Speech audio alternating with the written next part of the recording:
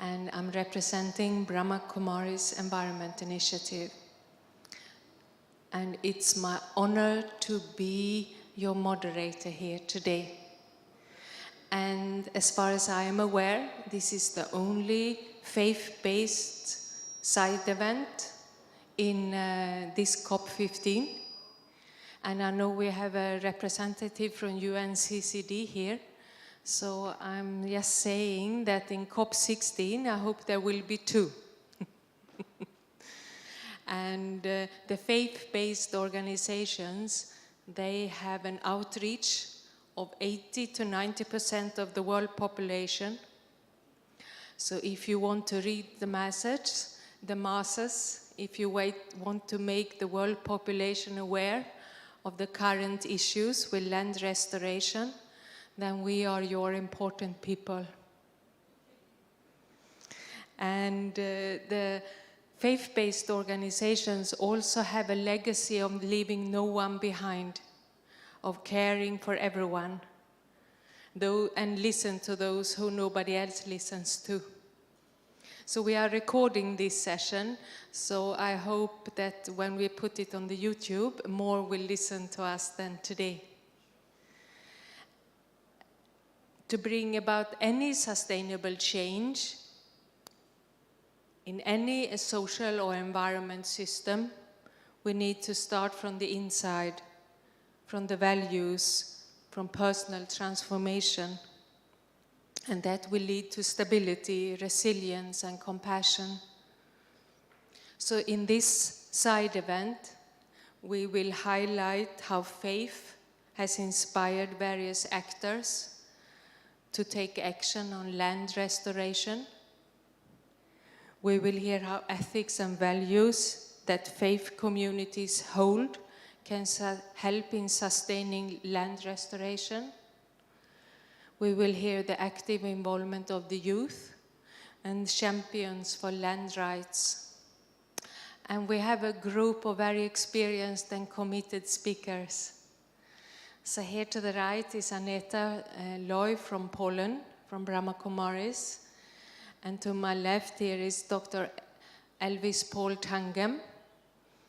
And I will give proper introduction to them later. So after those two have spoken, we take a short break for questions. And then next set of speakers, which is Alan Otaro from Sunesa, which is our partners in this event. Sunesa is the Catholic Youth Network for African Sustainability Education. And then we have Professor Nidiritu from South Africa. And finally, we will also be guided into meditation by BK Pratibha Patel from Kenya, and our youth representative here who is busy filming, which is Ernesto. So that's the program for today. And I hope, even though we're not so many, maybe you would like to take a moment to reflect on what would you like to know from this session. So when you leave here in 1.5 hours, 2 hours, what is it you would like to go home with? Do you want to have an inspiration? Would you like to have some more insight? Or a new commitment to a personal transformation? Or how would you like to leave this room when we are finished?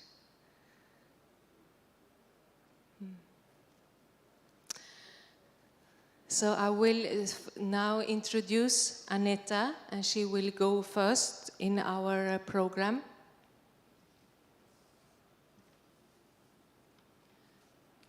So Aneta Loy, she's from Poland.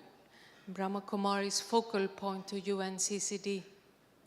And Aneta has been associated with Brahma Kumaris in 2006 and is today director of Brahma Kumaris in Poland.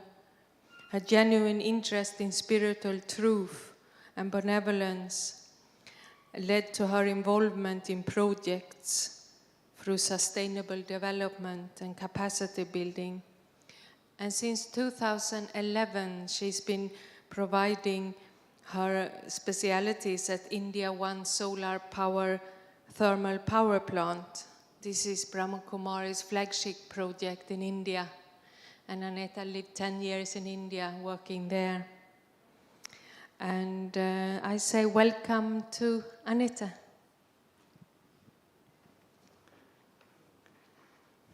Good afternoon.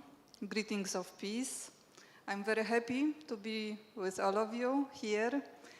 And yes, we are not a big group, but very powerful. So welcome to all of you. And I would like to start my part from a reflection, just for a few seconds, because we are going to speak about inside-out approach. So just for a few seconds, please imagine the world you would like to live in, the future beautiful world. Just imagine the lush greenery, fertile soil, beautiful vegetation, and happy people. So this is where we want to go. And today, I would like to share our approach, what we believe could be done to get there. And usually, we speak about things that we can see outside with our eyes. And we can imagine that this world or our life is like a tree.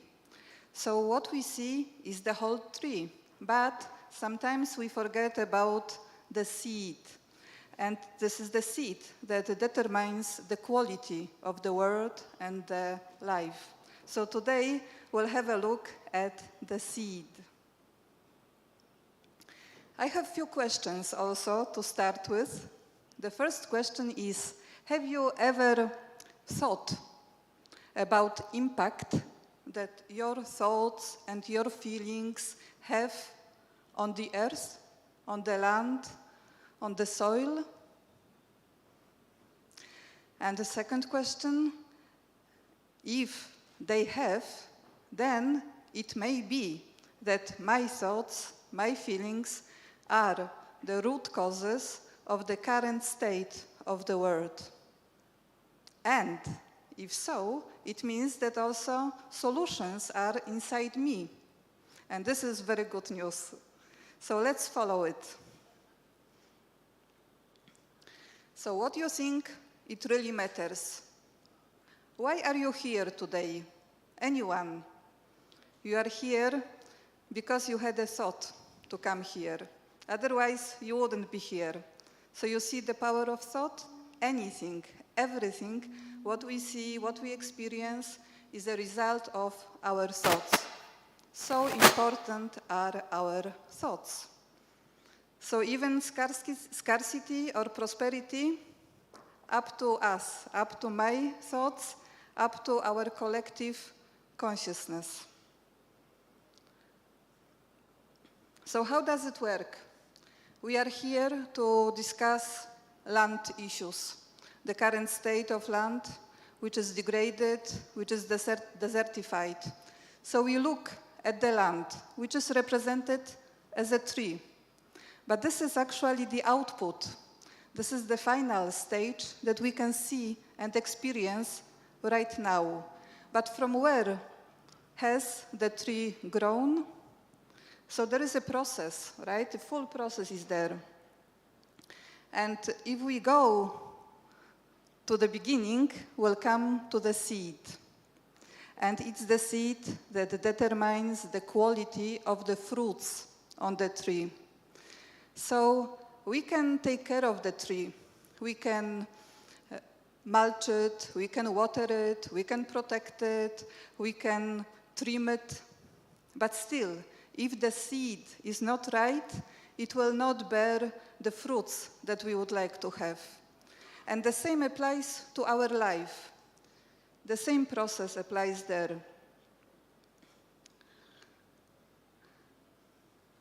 You know, sometimes, not sometimes, we all want to change the world, isn't it? Okay, sorry.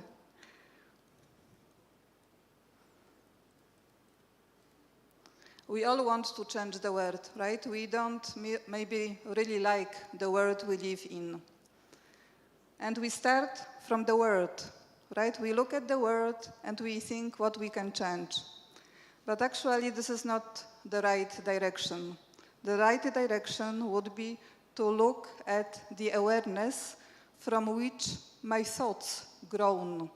Because my awareness determines my thoughts determines my attitude, how I see the life, how I see the world. Then my attitude determines my vision, my speaking, my actions, my relations, and my life, my world is only at the end of this whole process. So really, truly, if we care and if we want to bring a sustainable change, we have to understand this process. And it applies for anything in this world. So what is my awareness, which is like a soil in which the thoughts grow? I really need to think about it and check, and then maybe change. So how to do it?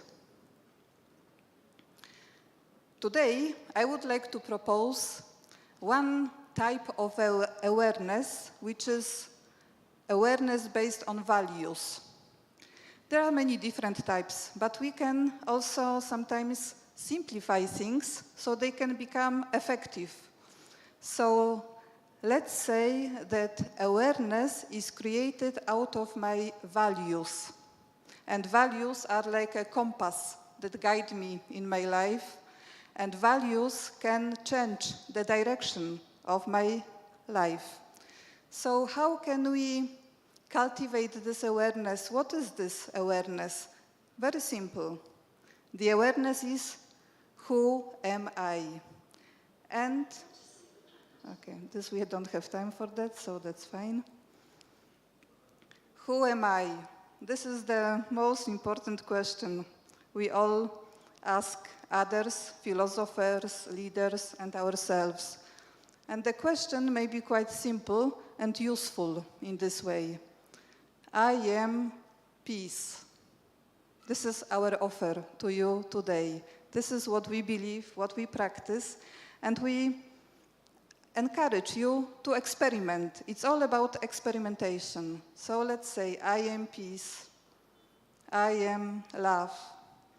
I am powerful. I am content. I am dignified. And now imagine if we would have this kind of thoughts throughout the whole day, how our life would look like. If I am peaceful inside, then whatever I say, whatever I do, whatever kind of relations I have with others are also peaceful. Then the world is peaceful. So please think about it. So role of awareness. Why are we speaking about awareness? Awareness is really the foundation, as I said, the soil for anything that grows in my life. So awareness is important if I want to change. If I want to change my attitude and my actions, my behavior, this is what I then have to look at. Then, if I want to become powerful, it's also awareness. If I want to become creative, also it's awareness. And even if I want to have good crops, fertile soil, it's also the matter of awareness. And my colleague will speak more about it later. So there is a very beautiful educational program, and we have more information if you are interested, because we need to understand and we need to experience it. So there is very nice value educational program where there are many examples, many materials available to practice all these different values mentioned here in a very nice experiential way. And it's been done throughout the whole world. Then another example that I would like to mention is about inner resilience. You know, some time ago, there was one farmer in India, there was a drought, and he suffered a lot because he lost everything. And then he remembered about his legacy. He remembered what his ancestors used to do. So he collected his family, they sat down and they meditated. Meditated, it means they experienced values and they shared them with the soil, with the seeds, and then with the plants as they grew. And it had double benefit. One was for him, that he became strong inside, he became confident, and he got new ideas what to do. And then even the crops were much better. But again, my colleague will speak about it more later on. And then another point of good awareness is creativity, innovation. This is the project where I have privilege to contribute, and it's a very unique project. It's a solar power plant, I think the only one in the whole world that can generate electricity from the sun for 24 hours a day. And this is very special. You know that it's not possible, basically, to generate something from the source which is not there. And after sunset, sun is not there. But we developed the way to do it. And we are a spiritual organization. So that was possible only because of using all these values practically in our work. Again, if you are interested, we have much more information. But then, finally, I would like to speak about something what we all do, and we can all change. You know, we are here because we care for the land. I have 0 minutes, so that's good. 0 minutes, but just I want to turn your attention to something what has the biggest impact on land degradation, and this is livestock. And there is a lot of information, but the main message is that livestock agriculture is the biggest cause of soil degradation, and it also takes a lot of area, but produces relatively much less protein and calories. So there are a lot of studies that show that actually if we exchanged meat and dairy diet into plant-based diet, we could reduce the area that we need for crop by 75%. Can you imagine to free the land which is equal to North America and Brazil, and then restore this land for ecosystems, for biodiversity, for anything what we want, still having our stomachs full and strong bodies. So with this, I think I would like to finish. There are many more benefits of plant-based diet, but one question, again, to you. On which value is my diet based? How do I choose what I put on my plate? Am I aware of all the consequences for environment and also for well-being of that, what I'm eating? Just one thing, if you can change, you know, you cannot develop solar system or do farming maybe, but you can decide what you want to eat. So with this, I would like to finish, and thank you very much, and sorry for taking 2 more minutes maybe. Thank you. Thank you very much, Aneta. And that was a very detailed description on how much our thoughts actually matters, and how thoughts leads to values, and how that can then translate into action. So thank you, Aneta. And you will have opportunities to ask questions after the second presenter. So I'll now invite Dr. Elvis Paul Tangem to come to this side. Yeah, then you will be in our filming. Thank you. Yes, you have 10 minutes. Yes.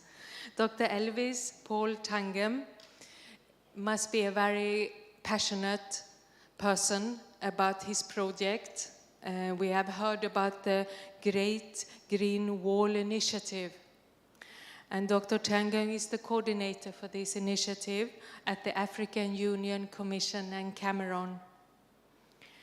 Before joining the African Union Commission, Dr. Tangam worked as a regional enterprise development manager for 3Aid International, a UK-based charity. And he's also worked for other organizations in the UK and Cameroon and other places. And Dr. Elvis Paul Tangam holds a BSc from the University of Dashang in Cameroon, and an SSc in Ecology and Management of University of Edinburgh, plus an executive MBA from Paris, and a PhD in Business Administration, and several certificates and diplomas. And we are very honored to have you with us today. So we will hear about this very special project. Thank you and welcome.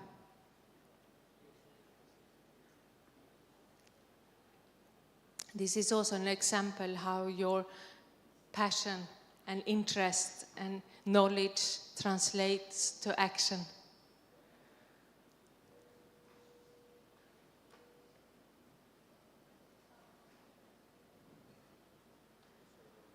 So let's see if we get them connected. You like to sit? Then you put this on here.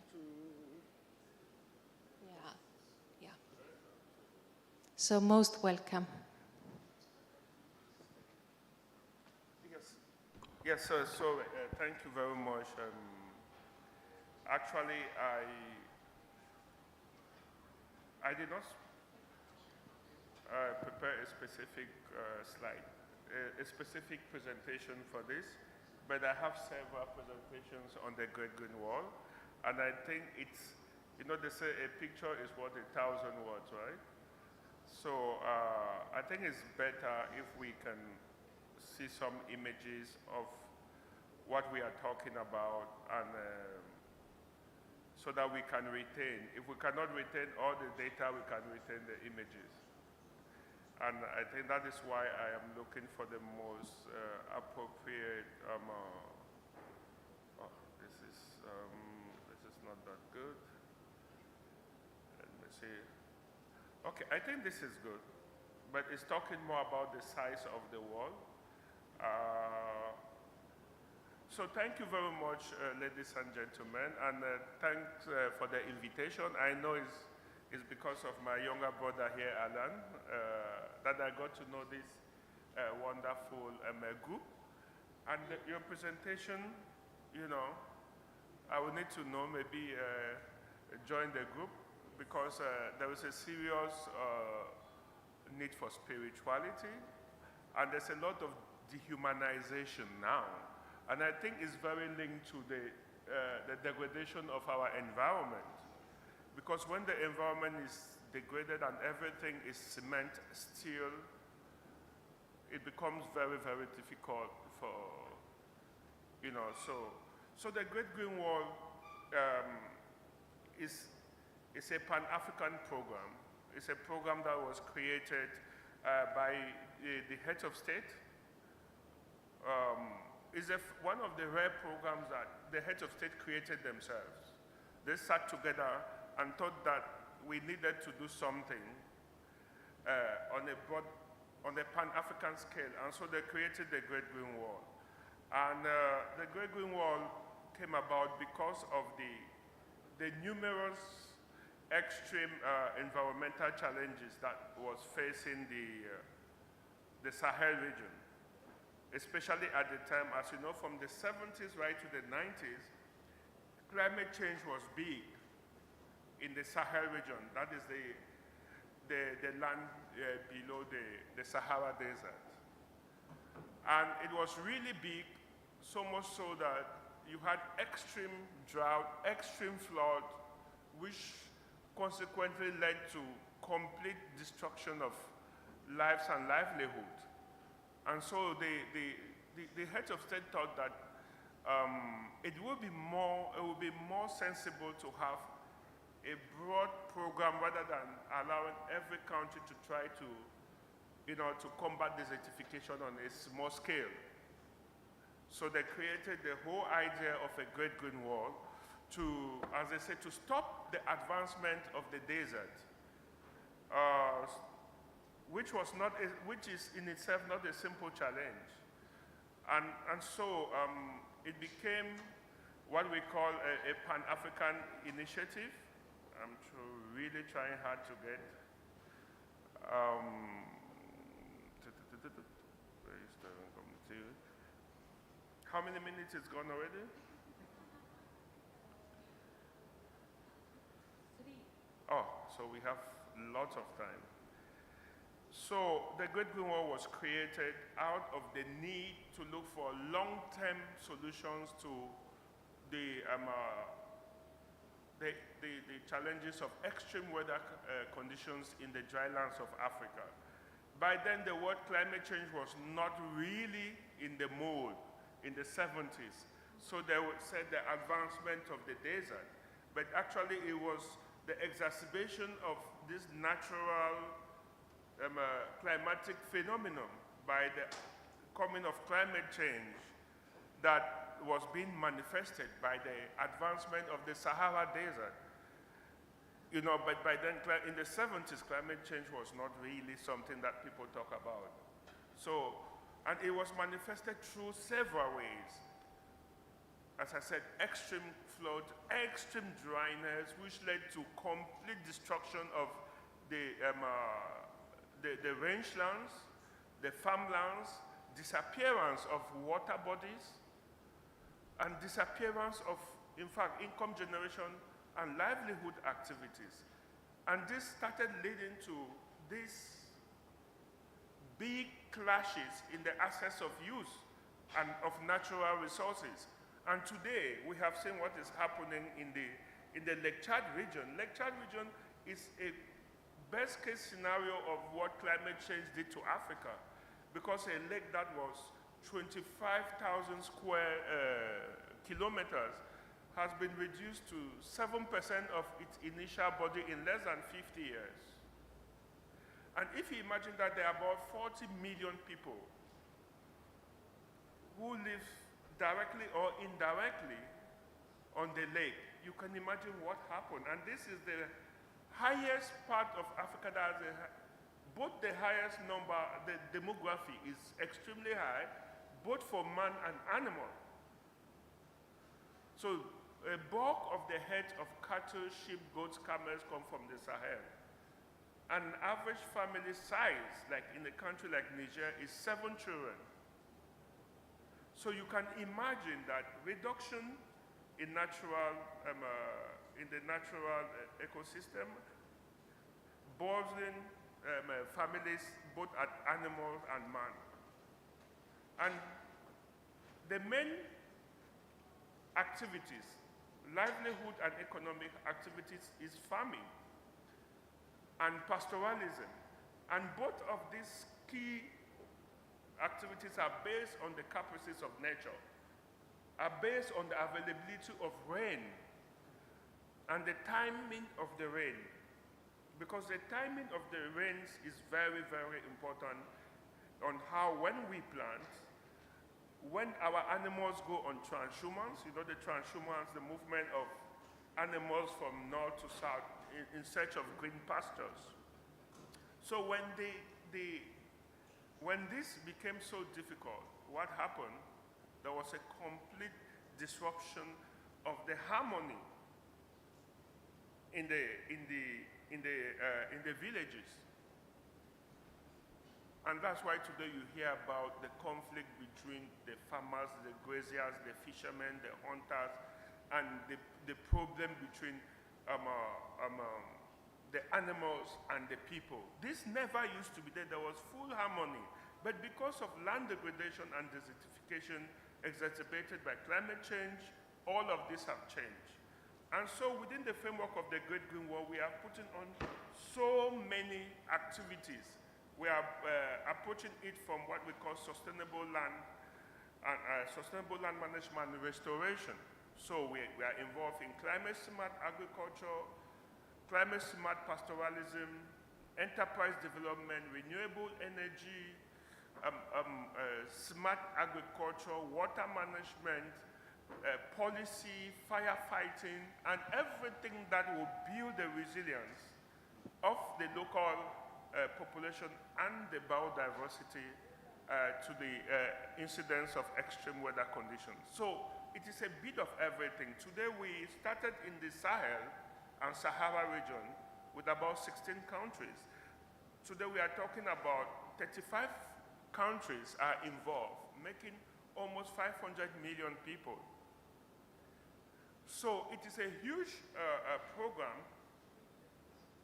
with huge challenges, but we are working with all our partners, including, of course, the UNCCD, who is our key partner, and then the European Union, the World Bank, and all the partners that want to see development in the world. And so the Great Green Wall has become like a brand for sustainable management and restoration of dry lands. And we are now sharing our experiences. We currently have projects in Haiti and in Fiji. And the people of the Middle East have now adopted the Great Green Wall framework to do an extension in the Middle East with Saudi Arabia, Iran, and the other countries. So it has become a big, big, big program. So I hope we will have another minute to talk about it. Thank you very much. Thank you so much. And please stay there. And it was very inspiring to hear your enthusiasm for this fantastic initiative. And if any one of you have any questions, please indicate for Aneta and Dr. Tangem. Anything you'd like to ask? I actually have a question myself, because this program is about faith, values, and legacy. And I wonder, Dr. Tangem, which values are driving you in your work? What would you say? The values that are driving, I think the main values that make you to wake up and look forward to the work, it's all about being human and doing your own share to maintain this harmony between the ecosystem and the human society that is completely lost. As you know, we come from the forest region of Cameroon, and as a forest people, our relationship with nature is not based on economics. It's based on humanity, on the wholeness of the ecosystem. Like for us, if we go for hunting, we cannot kill the female nor the young animals because we know that it has to regenerate. We cannot cut down young trees. We cannot cut down the very old trees that produce the fruit.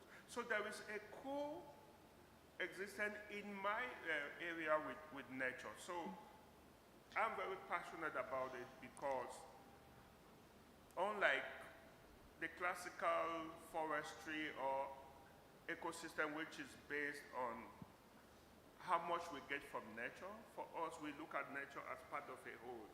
Yeah. So it's being human, coexistence, yes, respect for nature. And maybe, Aneta, what is your main value? Yes, humility. Humility.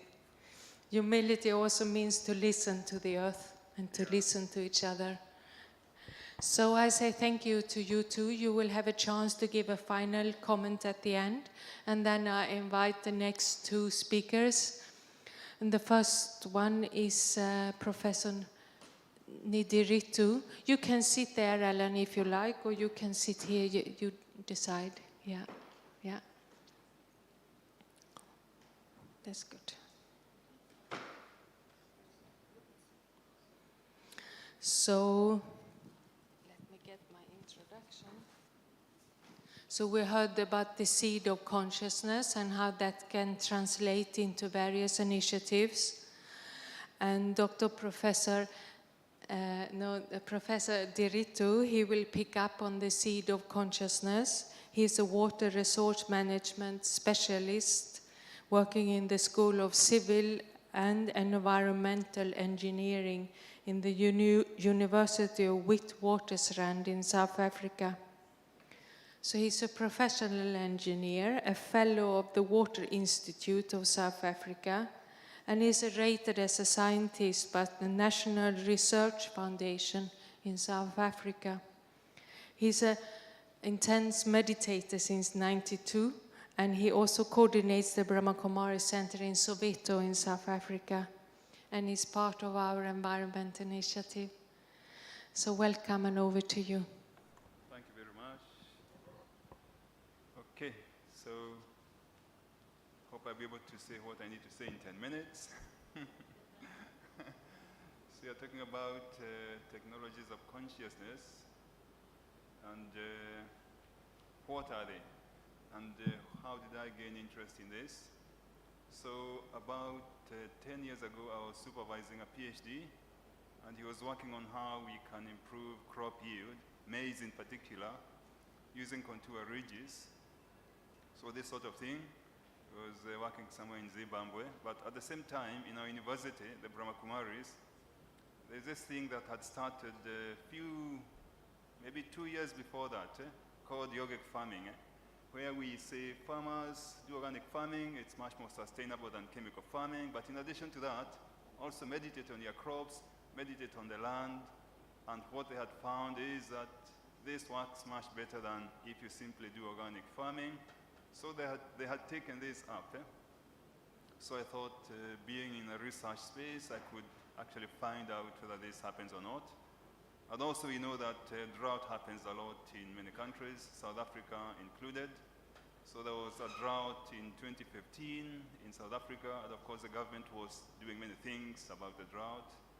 But one of the things that was on the website of the Department of Water and Sanitation in South Africa was this particular message. It was all over the site on this page, and encouraging people to pray for rain, to meditate for rain, because there is no substitute for water. So the question we might ask, does this make a difference or not?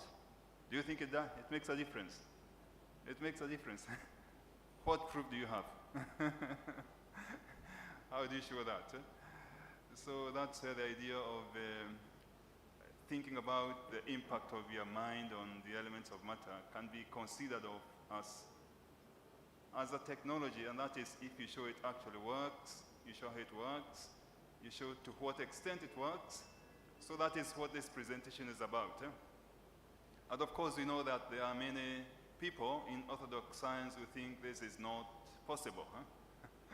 That your mind doesn't come in, your mind can't impact on the elements of matter, and which means, this is a bit contentious, for mainstream science. But I set out to find this out, and I carried out a number of experiments. So I'm just reporting on one of them here, but there are a few others that I carried out. So this is what I set up. I used carrots in this particular experiment. So I had 100 buckets set up on the roof of a civil engineering building on a 10 by 10 grid, and the neighboring buckets were treated differently, which means if this is a control, if one bucket is a control bucket, the next one would be meditated on, and the next one would not be meditated on. So everything apart from the fact that meditation is happening was similar.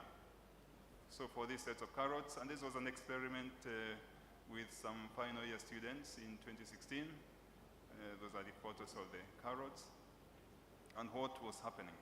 So I was meditating from the meditation center, which is 15 kilometers away from the building. And I was doing this in the morning, so it is remote.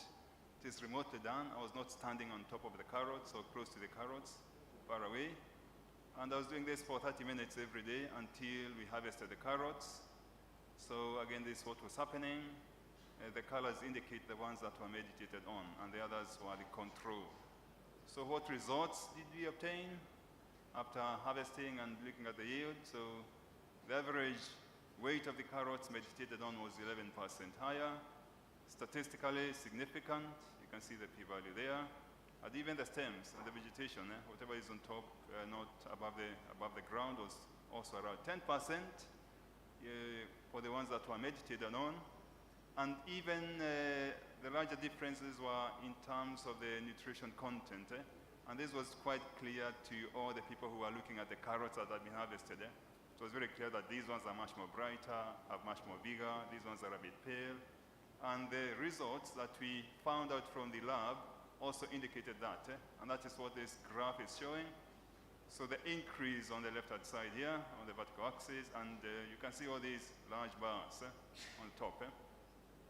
So that is one experiment that shows that your thoughts impact on the elements of matter, and that impact is significant actually.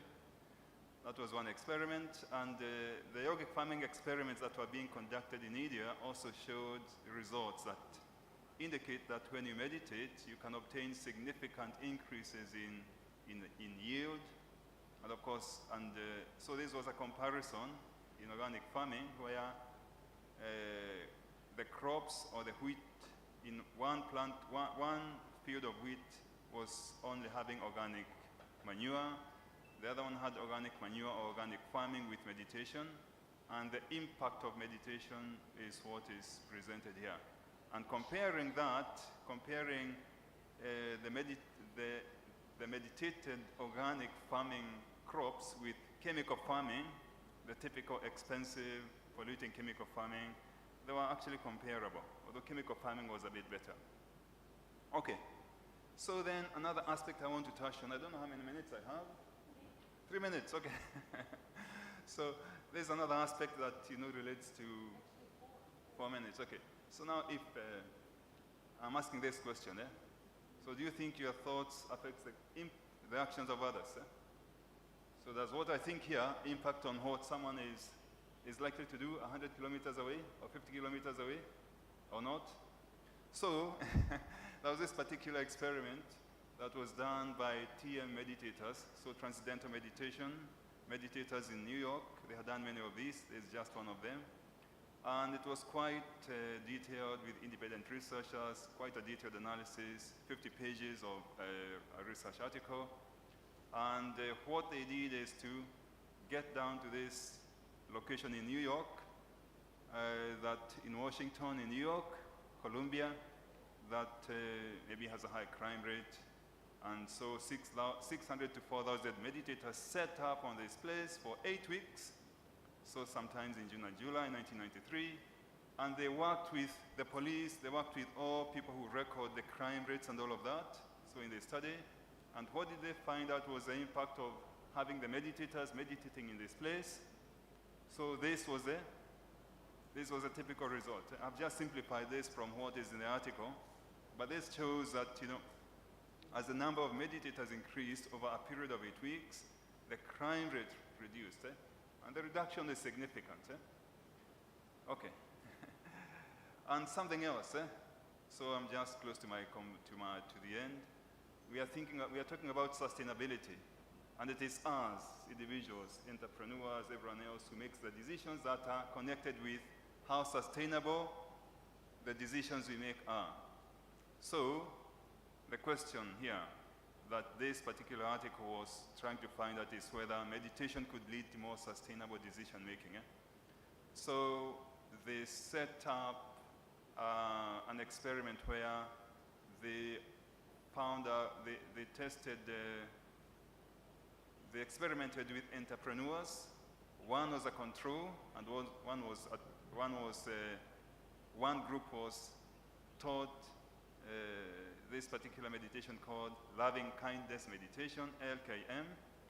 And then they were asked to make some decisions regarding what decision they would make if a certain supplier of their business is polluting, and therefore they are not happy with it, and therefore he needs to close his business, or they need to stop working with them because they are polluting the environment, and according to them that may not be a good value. So now the issue was, did meditation make a difference in terms of the decisions they made? And the results in this particular experiment, there were actually other experiments, is what I've shown here, also presenting it in a simplified manner. And it was found that actually meditating made a difference in this group, and it was also statistically significant. Therefore, if the thing of values and using values and learning about values makes an impact on how we, on the decisions we make, on how sustainable everything is, and these aspects, according to the information that's here, the difference is that this creates is very significant.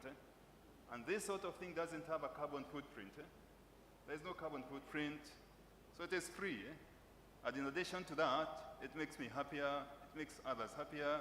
There are so many other benefits that this creates, but yet the question I would ask is, how come we are not thinking about this sort of thing? How come we are not incorporating this into a mainstream, discussions and studies? Although maybe that's why we are here, to create that awareness. And maybe that's how, actually that's the end of my presentation. So thank you very much. Thank you very much. Beautiful. Another example on how our thoughts matters in terms of agriculture. We will have questions, but first we have Alan. Alan will present next. Alan Otaro is from Sunesa, and I give now the correct wording, is the Catholic Youth Network for Environmental Sustainability in Africa. And Sunesa and Brahma Kumaris have now been partners in environment conferences and projects for many, many years. Alan is the founder of Sunesa, and is based in Nairobi in Kenya. With Sunesa have chapters in 10 African countries. Alan is a member of the Global Membership Council of the Laudato Si movement and serves on the Ecology Commission of the World Christian Life Community. And since 2015, he's been a member of the Climate Change Working Group under the Justice, Peace and Development Department in the Symposium Episcopal Conferences of Africa and Madagascar. So now we'll hear another example of faith, and I think we'll hear about our popes and your experiences. So welcome, Alan. Thank you very much, Sonia. Thank you, everyone, for coming. And also deep gratitude to my fellow distinguished panelists, and of course to our dear partners, the Brahma Kumaris Environment Initiative, for working with us to put together this side event.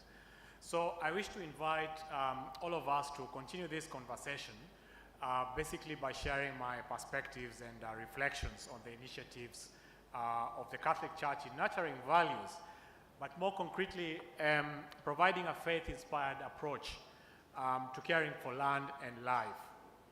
And since one of the key words in our side event title is legacy, I would like to take you on a trip down memory lane to 1980. How many of you are around in 1980? By show of hands. Okay, cool. I wasn't, so it's good that there's some people who are around, and therefore, if I say anything that does not sit with what was those who are around, can testify to, then you can point that out. But basically, in May 1980, and incidentally, we are now in the month of May, Pope John Paul II visited a number of African countries, and this was his first apostolic trip to Africa. Remember, Pope John Paul II was elected in 1978. In the Catholic Church, we call 1978 the year of the three popes, because it's the year that Pope Paul VI died, and John Paul I was elected. He was only Pope for 33 days, because he also died after 33 days, and Pope John Paul II was elected, all in 1978, so the year of the three popes. So in 1980, he visits Kenya, he visits what was then called Zaire, now the Democratic Republic of Congo. He visits Ghana, Burkina Faso, and Côte d'Ivoire. So it is very timely that we gather for this side event in Abidjan on the 42nd anniversary of the conclusion of this very first visit of John Paul II to Africa, because he finished his tour in Abidjan. And one of the most significant outcomes related to our conversation here today was his visit to Ouagadougou in Burkina Faso. And as Dr. Tangem has explained, in the 70s and 80s, we saw the ravages of drought desertification in the Sahel region. And this was what informed his decision to go to Burkina Faso.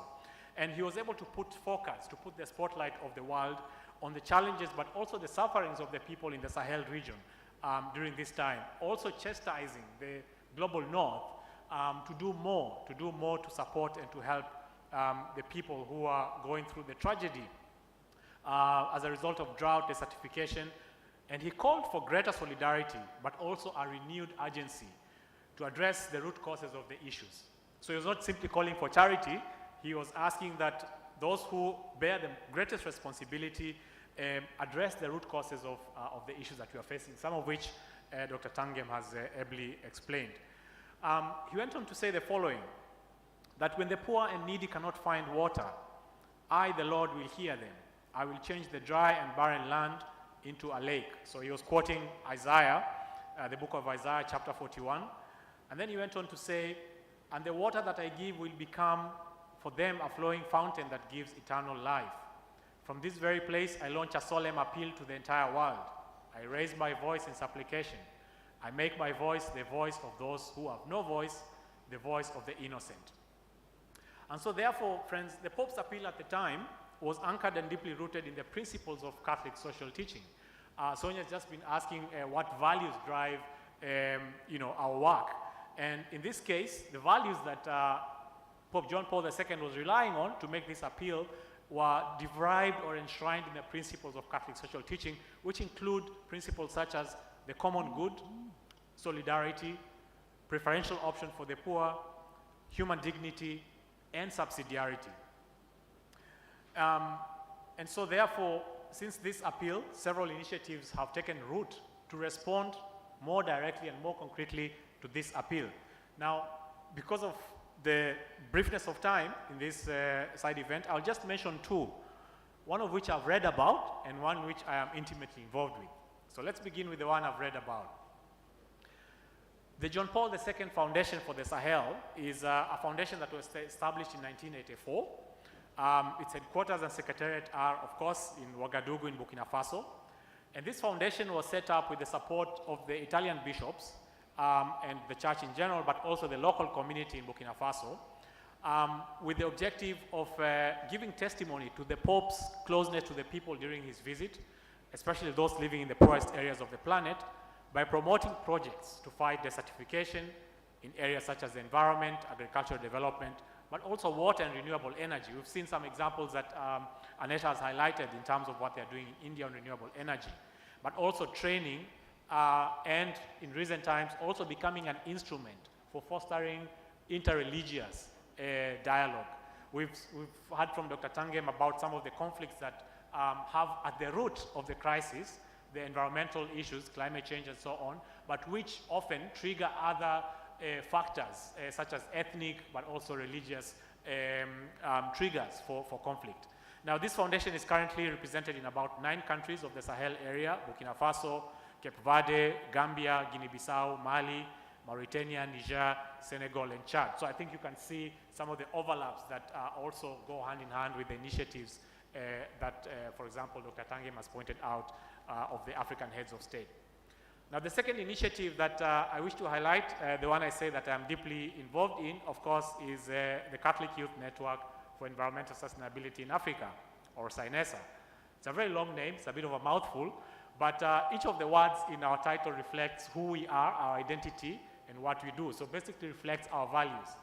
But we also draw inspiration from John Paul II, again, from the message that he wrote for the World Day of Peace in 1990, in which he called for the need to upscale ecological awareness and to find fitting expression for this awareness to develop into concrete programs and initiatives. So it's not enough to be aware. It's important to go forward, to go one step further and act on this awareness. And this fits perfectly into the methodology of Catholic social teaching, which is see, judge, and act. So after seeing, after being aware of a situation, you then go next step to evaluate and to understand what that awareness means for you, means for others, but also for the people that you live with, including all of creation. And then taking a step to address and to act on this awareness. And then coming back again. So it's a looped cycle that helps us to really understand and act in a way that is ethical and value-driven. And so from this message, we were inspired. A few of us, young people in Africa, were inspired to say, why can't we bring together young Catholics from across the continent, create a platform that is able then to do formation, which is environmental education and awareness, but also do networking advocacy training, and which is the reason why we collaborate, for example, with Brahma Kumaris in some of the multilateral environmental processes that exist, whether it's UNEP, the UNCCD, or the Climate Convention, to bring the greater awareness about values and the moral imperative of acting on the ecological crisis that we face. The planetary crisis, which is underpinned by a crisis of ethics and morality as well. And so I want to conclude by just highlighting one very concrete initiative of the Catholic Church that is actually being launched this year. Remember that this year is the 7th anniversary of this document that Pope Francis wrote in 2015. So now we are moving from the legacy of John Paul II to Pope Francis, and this document is called Laudato Si, on care for our common home. So it's a call to everyone living on this planet to join together to respond to the ecological crisis. And since 2015, lots of workshops, seminars, academic exposures have been done to reflect on this document. But now the church is calling everyone to go a step further and to act. And therefore, the launch of the Laudato Si action platform, which calls everyone to collaborate, both the universal church but with other actors, to collaborate together to put into action all the various reflections and experiences that have come as a result of the 7 years of reflecting on this document. And it has 7 goals, including responding to the cry of the earth, responding to the cry of the poor, but also adjusting our lifestyles to live more simply. We've heard about, for example, the issues around meat production, but also ecological economics. How is our economic system structured, and how does it either lend to or subtract from our ability to really go to the core and the root causes of what we are addressing now in terms of desertification, drought, the climate crisis, and the biodiversity crisis. If you go online and just type Laudato Si Action Platform, you can find all the 7 goals and how to be part of this formidable movement that the Catholic Church is putting in motion, inviting everyone to come up with 7-year action plans and then review these action plans at the end of this cycle, calling on these core principles of Catholic social teaching: solidarity, human dignity, subsidiarity, the common good, and so on, preferential option for the poor. So thank you very much. That's been my time. Thank you very much, so much. You can stay there for a while, and thank you very much for your presentation. I actually do remember the change that happened in 2015 when Laudato Si came out. Personally, I've been involved in climate change conferences in 2009, but after our Pope's Laudato Si, right up, the whole atmosphere for the faith-based organizations changed. Suddenly, we were respected and valued contributors to these conferences. And yes, are there any questions to Diritu or Alan? I think you had a question, was it, for Diritu? Yes. Yes, I think his presentation was really revealing, but I want to ask, what is meditation? How do you meditate,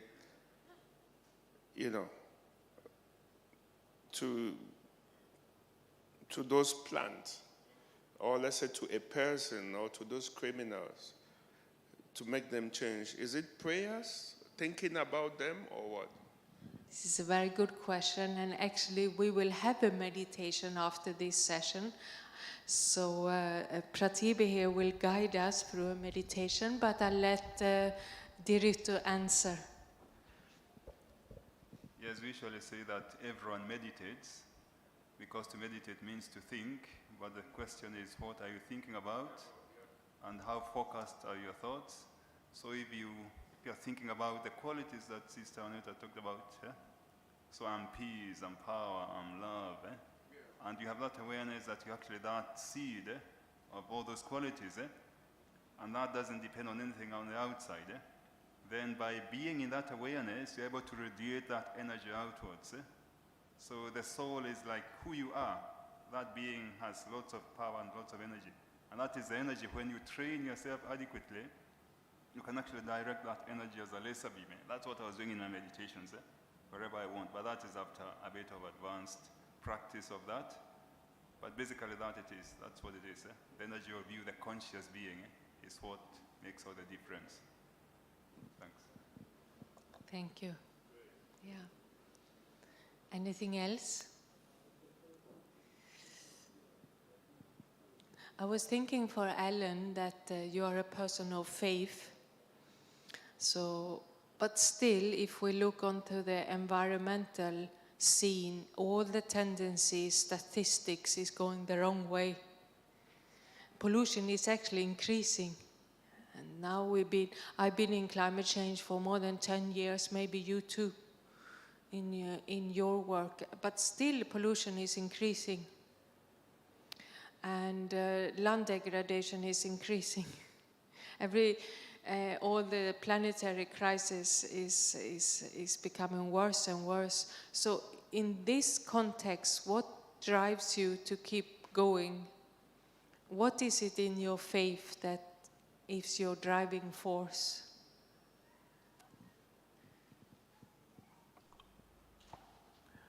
I think for me, I draw inspiration a lot from the words of Pope Francis in Laudato Si towards the end. I don't remember what chapter it is.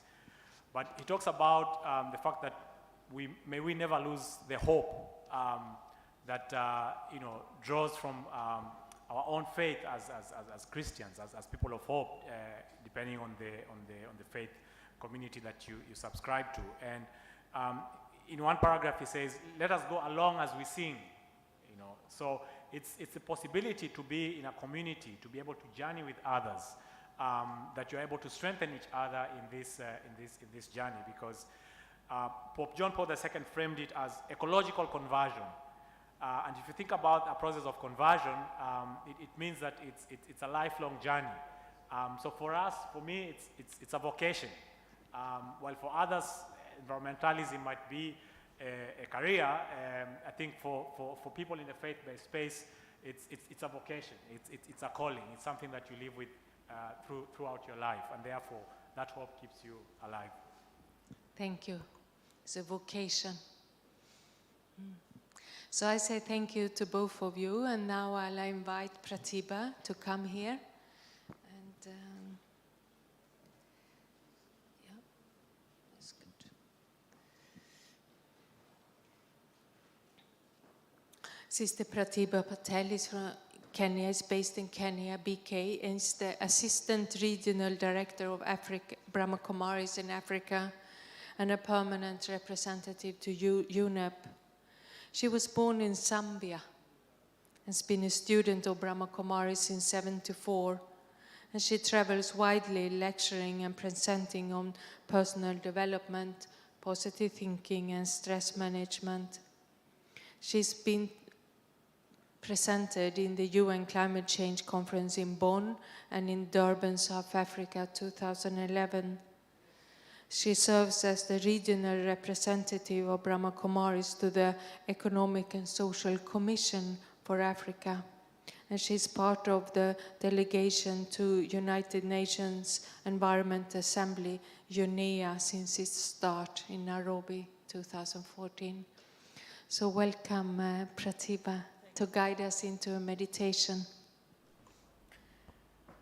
Yes, I would greet all of you with greetings of peace. And this hour we talked about outside towards inside. And in fact, we are seeing the outside. We've also heard our speakers giving us statistics and our today's topic of legacy. But sometimes we say, it was all like Alan said, I was not born. That doesn't mean that we cannot experience or feel. Things which you've not seen, you can still experience it. And so today we're gonna now sit up straight. You could choose to keep your eyes open or closed. And we will have a short meditation. Of course, it's a game with the mind.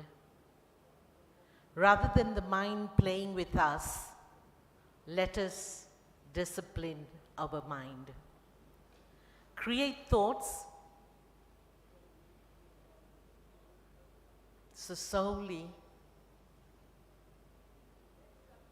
if you can step within yourself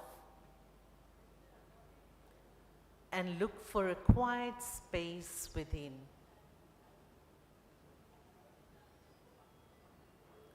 Let the sound around you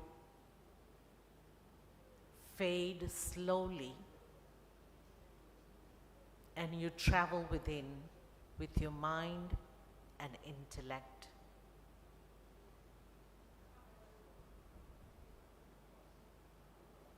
This quiet space within yourself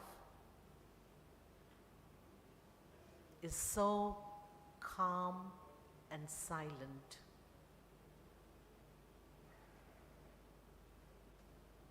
Cool and powerful.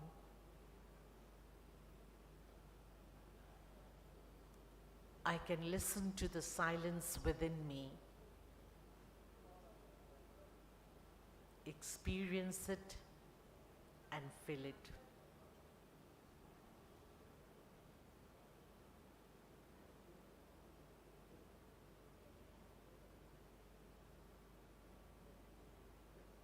I'll now go upwards.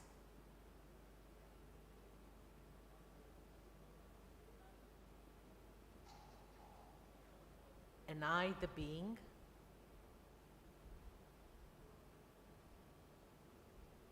connect to my thought pattern.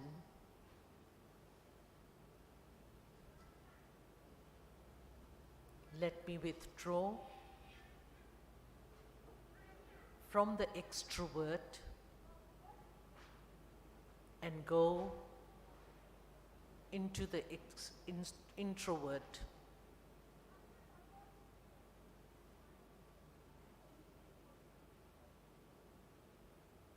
I create that awareness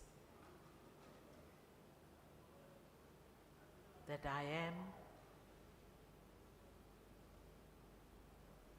an energy, a positive energy.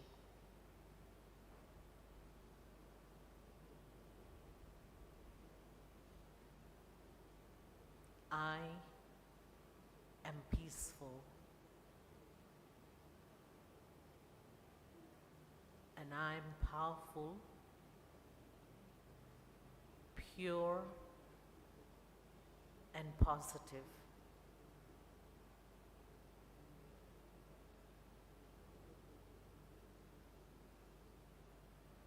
I create that harmony within me between my heart and my mind.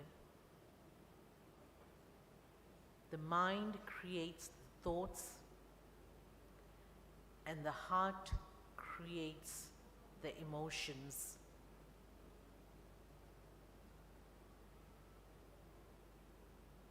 I use my thoughts and my emotions with respect. I have harmony. There is no clash between the both within me. There is a lot of respect and love. It purifies my awareness.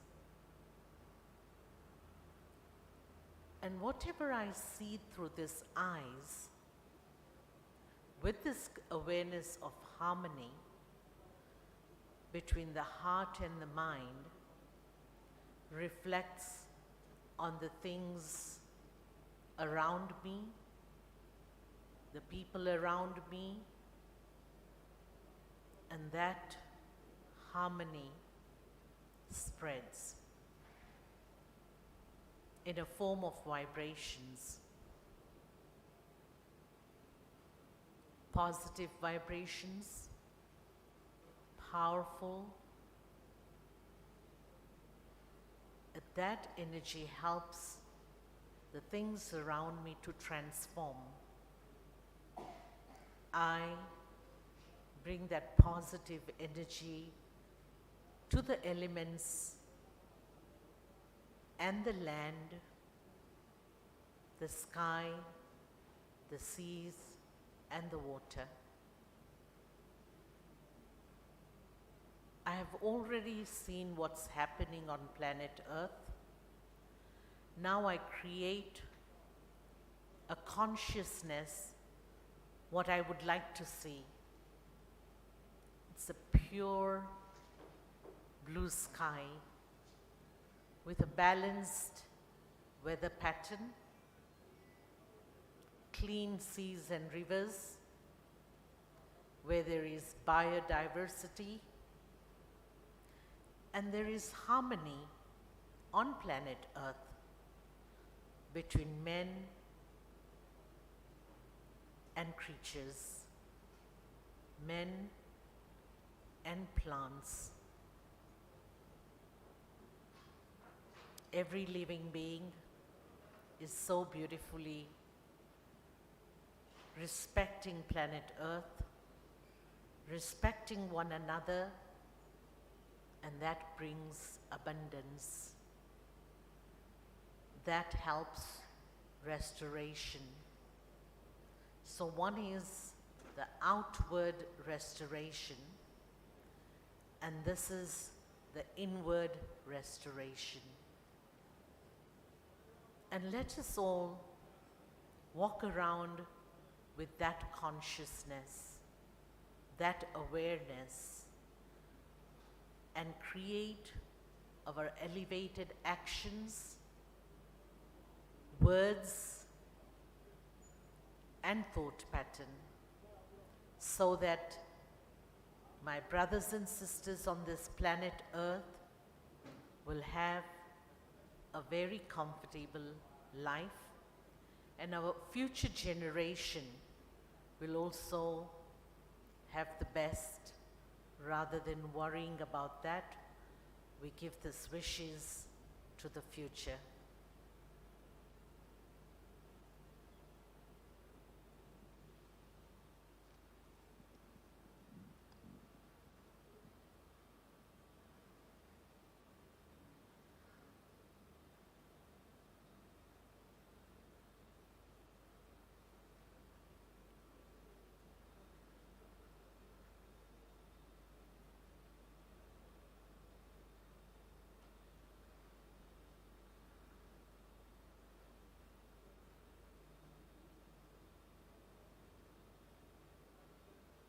Thank you.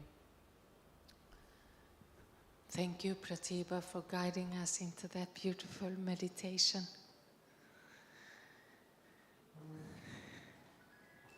Thank you. So our last speaker today is Ernest Sanano. And Ernest, he's coming here, he's smiling the way I pronounce his name. And as I met Ernest yesterday, and I said, I'm sorry, we have put the youth as the last ones. And we're just doing as everyone else. We invite the youth, but we put them as the last speaker. And he was very positive. He says, don't worry, because I'm the last. I am the impression everyone will go out of the door with. So here is your chance to give your last impression. Do you need help with the camera there? Ellen, maybe you help him. Ernest is a communication and media practitioner with over 5 years of experience. In his media career, he has worked with institutions such as ECOWAS Front, ABC News, MX24 Television, as well as correspondent for Top Africa Radio in Germany. He's a youth and gender champion who has worked with institutions such as Plan International and Peace Jam, among others. Over the years, he's also focusing on health and rural reporting, and he's a member of SUNESA in Ghana. So welcome, Ernest.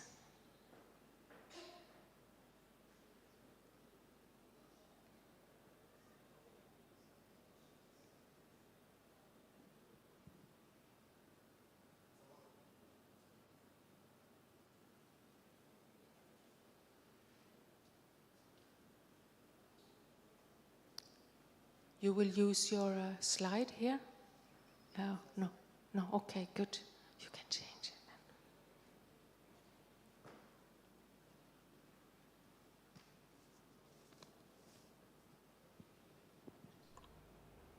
Thank you very much for the opportunity. I am just wondering what else anybody else can say after listening to all that we have heard so far from very important personalities, I should add. I had a conversation with a friend not long ago, and he told me it appears young people have a lot of problems.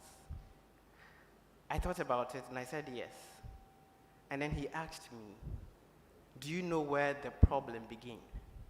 I said no. So today I want to ask us, do we know where the problems of the young people begin? Anybody wants to share with me? Okay. Parents, okay. I think that the problems begin here, that the fact that there is no universally agreed international definition of who a youth is. And that is where the problem begins. Today we are talking about desertification and drought, and we are looking at it from the perspective of young people. For statistical purposes, however, the United Nations define youth as those persons between the ages of 15 and 24 years. According to the UN, there are about 1.2 billion young people aged between 15 and 24, and that is accounting for 16% of the global population. And by 2030, the number of youth is projected to grow by 7% to nearly 1.3 billion. The reality on the ground, however, is that we may have a different situation on the ground because depending on where you find yourself, the definition, that is the age bracket, varies. And so this means that we may have more young people than estimated by the UN and other bodies. Now, the youth and desertification, is it important for youth to be involved? Desertification is directly linked to man's survival. And there is a popular saying that when the last tree dies, the last man dies. This stresses the need for young people to safeguard the environment, and I will say that if possible, we should die trying to protect the earth and all therein. You probably are asking why. Agriculture is the next frontier for employment and growth. It is expected to remain the main pool of employment for youth in sub-Saharan Africa. But in Africa, the trade is not only being made unattractive. News headlines such as these also in the mud as mining greed intensifies by Premium Times Nigeria. Resource scarce, opaque mining deals in Malawi by allafrica.com. South Africa's illegal miners risk everything for gold by VOA. The illegal gold mines killing rivers and livelihoods in Ghana by the BBC. And 20 suspected illegal miners found dead near abandoned South Africa gold mine by the Guardian are enough evidence that not only are land and water bodies being destroyed by activities such as illegal mining across Africa, but also young lives are being lost.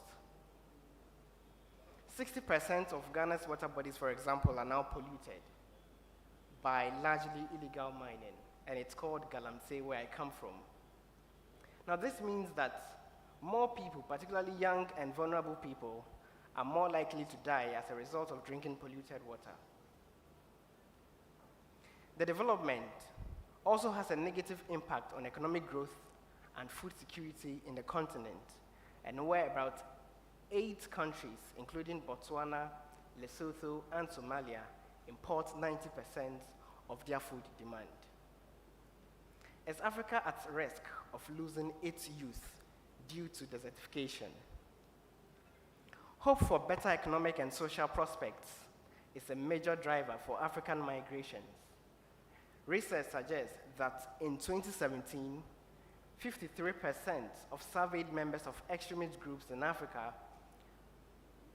were between 17 and 26 years old when they joined, and the offer of employment was the most frequent cited incentive at the time of recruitment. This is certainly a recipe for political instability and global insecurity. How can the youth help in the fight against desertification? Today's youth are more innovative and smart. Hence, instead of older people intimidating us, they should rather encourage us with initiatives such as the UN's Environment Young Champions of the Earth competition. It was a global competition that sought to identify and support entrepreneurs and innovators between the ages of 18 and 30 to create positive environment impacts. Now, young people do not want to be used as objects of PR. No, we don't. We want to be involved in the decision making. For example, the youth had a single representation at the in person of Patricia Kumbo at the Heads of State meeting at this very conference, COP15. Yet we are told that the future is for us. How do we take advantage, or how do we take charge of this future when we are not parts of the planning from today? Social media has proven to be one powerful tool that can be used in this agenda of fighting desertification. And instead of having politicians trend for all the wrong reasons, we could employ social media influencers who are young people to have conversations around desertification and also collect ideas on how young people think the environment can be protected. These are some reflections that I want to share with you. A study by the UN Commission Joint Research Center indicates that almost 36 billion tons of soil is lost every day, and I think that you shared that information also yesterday.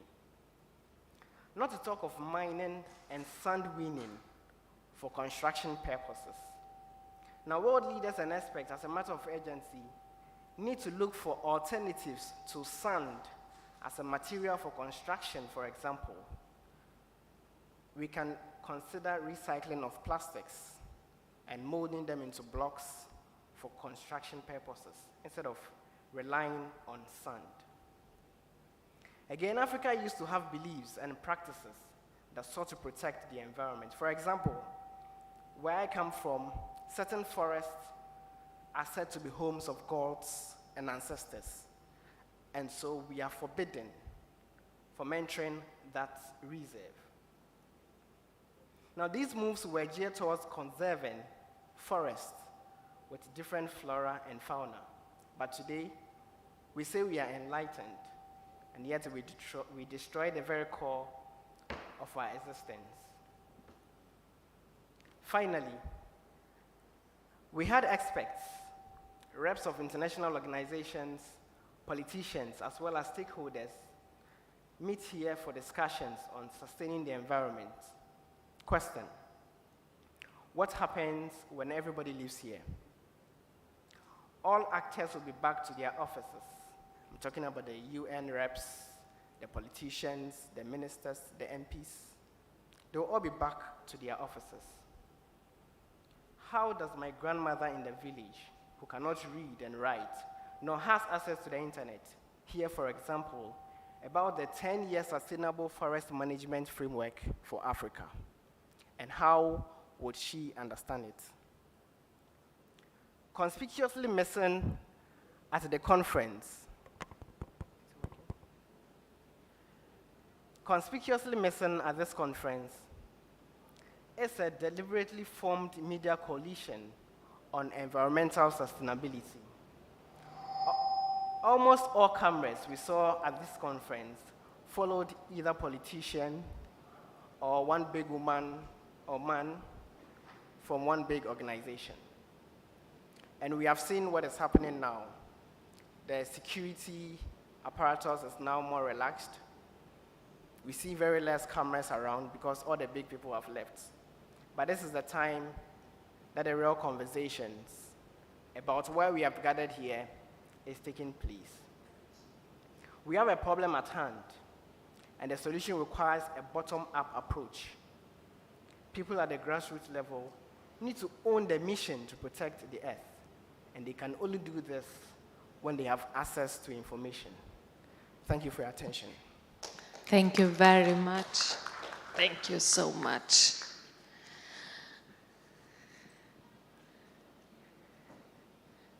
You can stay. You can stay. What would you like to ask your youth representative?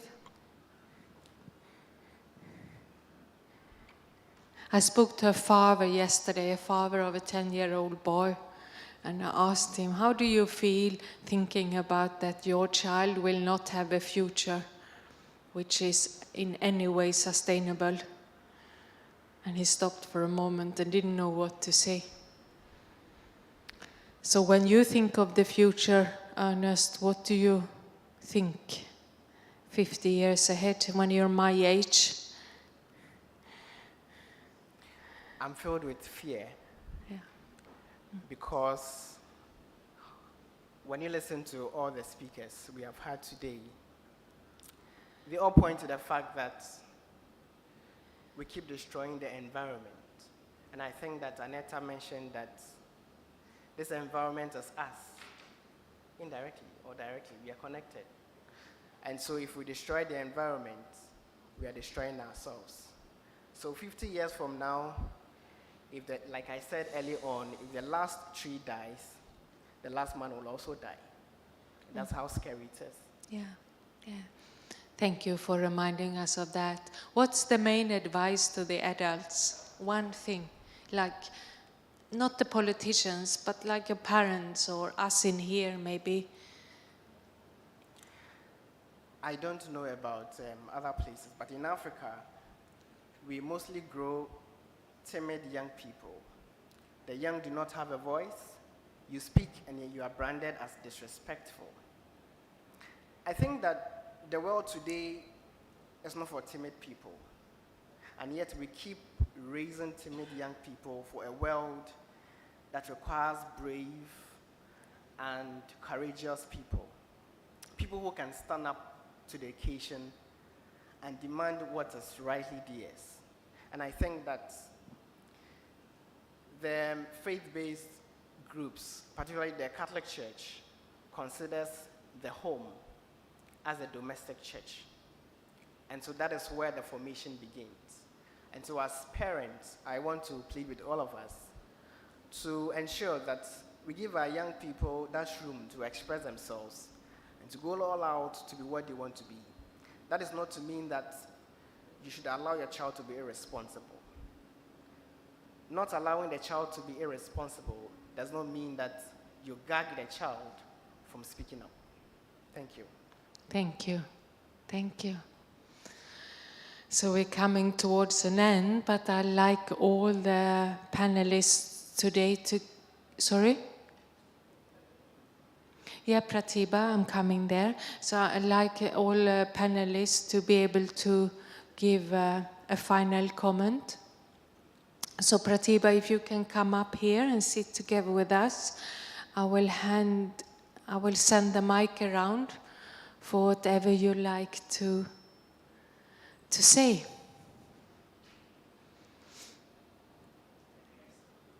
Yes, you can ask. Wow, we have 2 questions. Wonderful. You have your own mics, actually. Okay. So basically, I want to just add with that youth person. Basically, I am coming from a community or country where basically I saw that due to the climate problem, particularly the increasing of salinity, warming, everyday people are actually facing new challenges. Even our girls are not taking the pills to avoid the uses of water. In Bangladesh, my country is Bangladesh, so in southern part, people are actually asking for pure water, but it's not there. Water level is decreasing every day. In various shore area, I mean the river basin area, people are actually losing their land, losing their assets, and youths are getting unemployed every day because due to the change in our nature, every day new things are happening with them. Even when we are talking about to stand, but also it is important to be united. Because we are doing many things. Even if we can observe the COP and various events, we can see the very good practices are going on. But still we are not united. We need to transfer technology. We need to focus on knowledge sharing as the good practices, as like doing Brahma Kumaris are doing here. Youth need to engage there very actively. We need to understand we have a responsibility, not it is the government job. It's our Mother Earth. It's our planet, like our mother. Thank you. We will do our best to unite.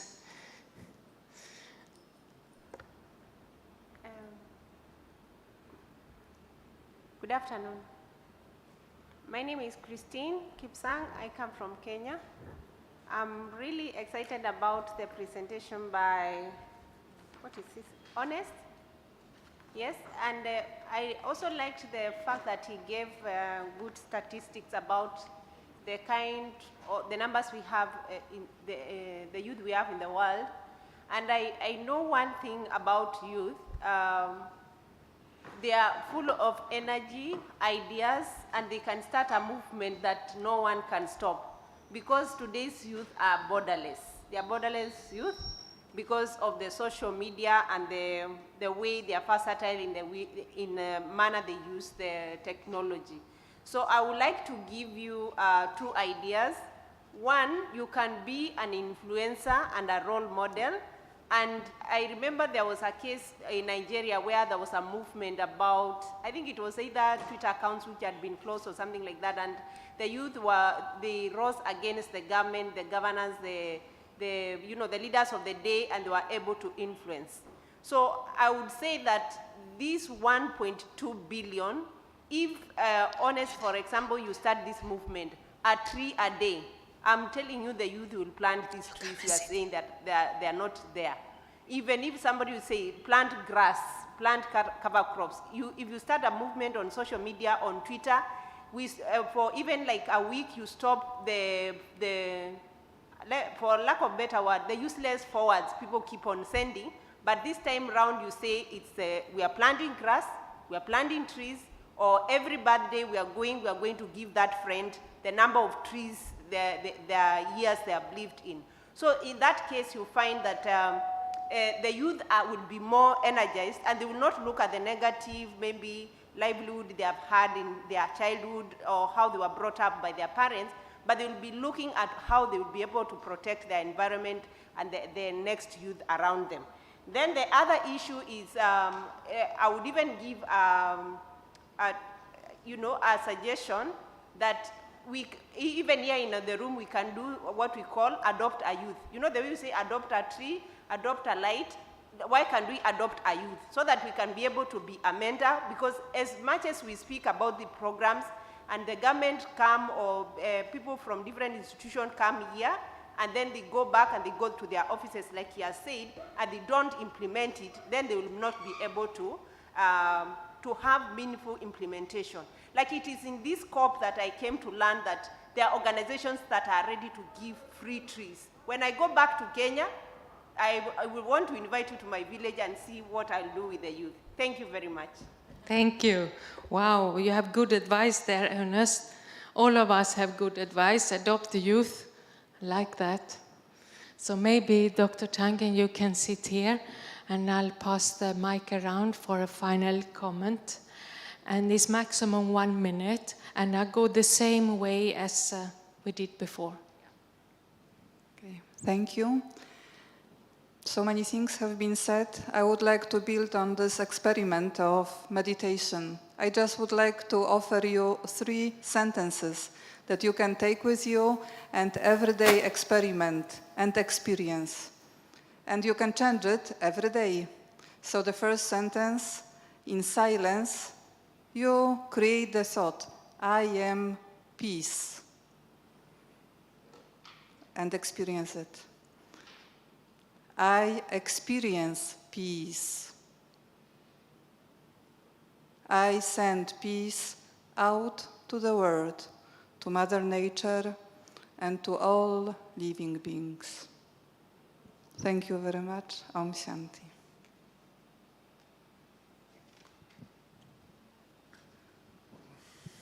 Well, talking to the youth, I think one of the most difficult part of being a youth today is the complete lack of role models. I think Africa lost its role models with the dying off of the people like the Mandelas, with the dying off of people like the Desmond Tutu, even political leaders like the Sankaras. So what we are left with now are just some people that comes into politics for business. And now we have a complete range of pastors, prophets. They are not role models. And so it has driven all, even adults are even more confused now than the youth themselves. I think the youth are even those who are ruling us now. Yeah, so for me as a conclusion, I would just say we need more of such. Unfortunately,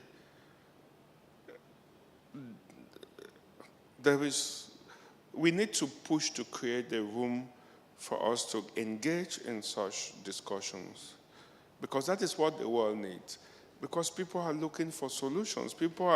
In fact, we are just headless chickens, as they usually say, going around.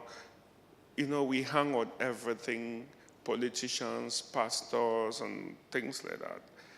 But I think nature, we just need to go back to nature. We need to go back to our roots,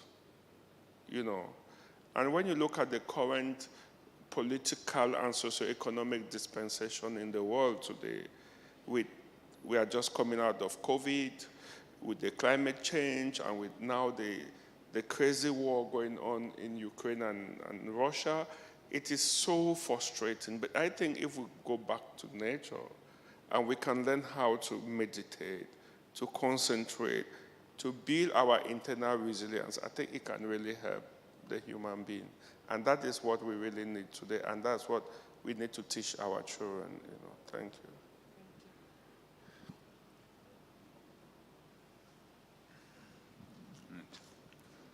I think I'll just add on to what the previous speakers have said, and And I think all of us need to realize how powerful we are. I think we underestimate that. And by going back to our inner nature, so we are talking about coming back to the to have natural living, but natural living starts with the self. So I need to come back to that powerful being that I am and experience that as much as I can. And everything else will not be as scary as it seems to be. Thank you.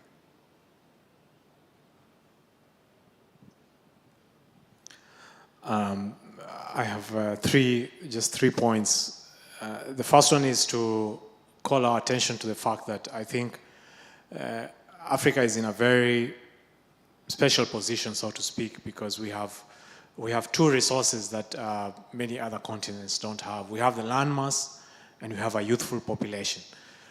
So that's the first point. The second point is that one of the mantras I kept listening to or hearing to when I started doing or getting involved in youth work was stop agonizing and start organizing. It was the refrain that was said to us as young people many times that, you come here and you complain about this, that, or the other. What you need to do is to start organizing.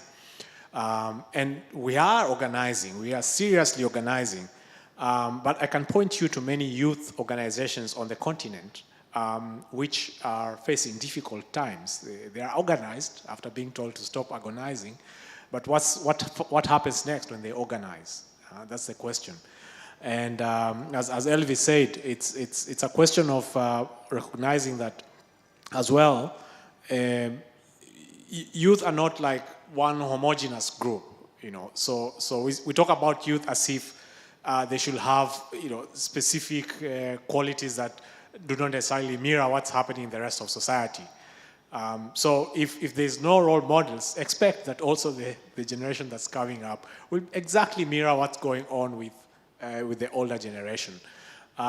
Thankfully, there's also the few role models that we have are able to inspire those young people who are able to organize, like Ernest here and others. So support those who have stopped agonizing and have started organizing. Thank you.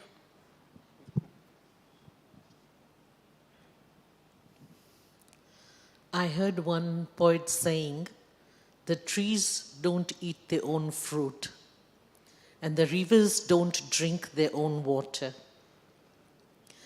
And so we need to become very unconditional, like nature. And my brother just mentioned that we need to unite. The consciousness which we talked about in meditation is I am a being, irrespective where I come from. That consciousness doesn't have Hindu, Muslim, Christian, young, old, rich, Africa. It doesn't have any consciousness. So if I start working on my consciousness and then be unconditional and not expecting from others, but create in my inner self, then I can definitely achieve what I need to achieve. Thank you.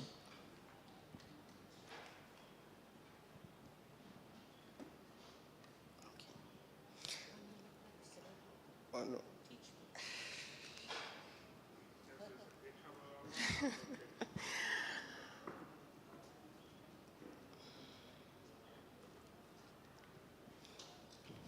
So one of the challenges of being a photographer is that you hardly get pictures of yourself. I think that what I need to say has already been enumerated by speakers before me. And Alan mentioned that young people have stopped agonizing and are organizing. I think that there was a suggestion also for my sister that said that I should come out to become, so start a movement. That's what you mentioned, yes.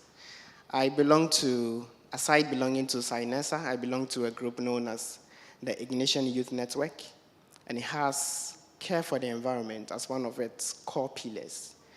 Also belong to Peace Jam Ghana, which is the Ghana chapter of an international organization for young people, and he also has caring for the environment as one of its pillars. And so young people are involved. We are planting the trees. We are taking care of the environment. We are going out and sweeping. But young people cannot do all that alone. I have an issue with religious people. I think that we should stop being religious and start being spiritual people. Because we call ourselves religious. In Ghana, for example, we have majority of the population are Christians. And yet you go out and you see rubbish everywhere. People are cutting trees illegally. People are mining illegally. Who are these people? These are Christians. Is that what a Christian is supposed to do? A Christian is supposed to care for the environment. And if you care for the environment, you certainly will not engage in illegal mining. You won't throw rubbish anywhere. And when you are asked, you would further ask whether the place is the person's bedroom. They tell you that it's not your bedroom, so it's okay to throw rubbish anywhere because it's not your bedroom, and yet this person is a Christian. So I don't think that the issue has to do with young people. It's about all of us. But young people have a key role to play.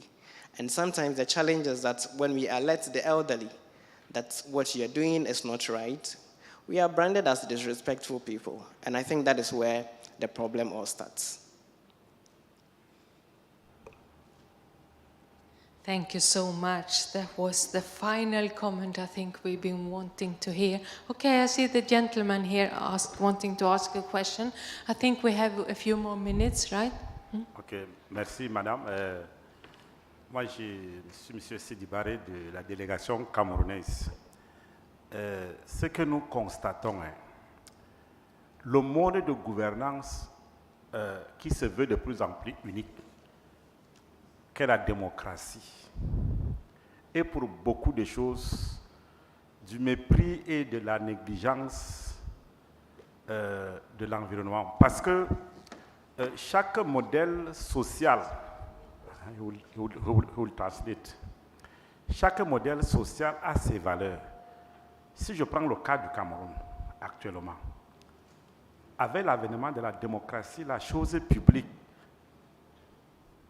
devient sabotée par n'importe qui. Je prends l'exemple des aires protégées, les parcs nationaux. Avant, ce n'était pas le cas. Mais maintenant, les autorités traditionnelles, les autorités administratives, qui sont en charge de préserver ces ressources, n'ont pas facilement la tâche, parce que les populations vont aller s'installer, exploiter de façon très désordonnée ces aires protégées au mépris de la réglementation même de ces aires protégées. Mais parce que c'est ça le problème fondamental. L'unique façon de voir comment le monde doit être gouverné actuellement, c'est la démocratie. Et la démocratie suppose que chacun a un pan de liberté qui lui permet de faire n'importe quoi. Et les gens, souvent, pour préserver leur électorat, refusent de faire de la répression. Au Cameroun, là où les aires protégées sont encore mieux préservées, c'est là où le pouvoir traditionnel est très fort. Je parle, Dr Elvis sait ça très bien, dans le Maori, où le pouvoir traditionnel est très fort. Vous ne pouvez pas faire du n'importe quoi avec les choses de l'État et puis avec les choses publiques. Le parc national de la Benue demeure l'un des parcs qui est encore mieux préservé au Cameroun à cause de ce pouvoir traditionnel fort. Mais maintenant, c'est le modèle de gouvernance mondiale unique, c'est la démocratie. Les gens se trouvent donc devant une certaine liberté qui est en réalité du libertinage. C'est ça la triste réalité. Je vous remercie. Yes, so this is he's Mr. Sid Barry from Cameroon, and he's talking about the challenges of governance as a problem now in the world. With the advent of democracy, using the example from Cameroon, democracy and liberty has led to complete anarchy and a loss of control of the community and the society. And the politicians that were supposed to the custodians of authority are no longer there because they won vote. And so everything now is being destroyed. And the only, like talking about forests and nature reserve in Cameroon, the only places that those things are still standing are those areas with traditional rules, where the traditional rules are strong and where the spiritual affinity to the forest are strong. So one of the biggest problems is that of governance. The advent of democracy has been catastrophic in terms of governance and in terms of control of the society. Thank you. Thank you very much. Now I will share a network with you, which is called Spirit of Humanity Forum, where they talk about the heart of governance. So I'll get your email afterwards. So, thank you very much for this fantastic session. And a big applause to all of us and to the panelists. Yes. So we have some leaflets there at the end from Brahma Kumaris, if you like, and make sure you get one of my magic cards before you go. And then I say thank you very much. And maybe the panelists can stay behind. We do a nice photo. Yes.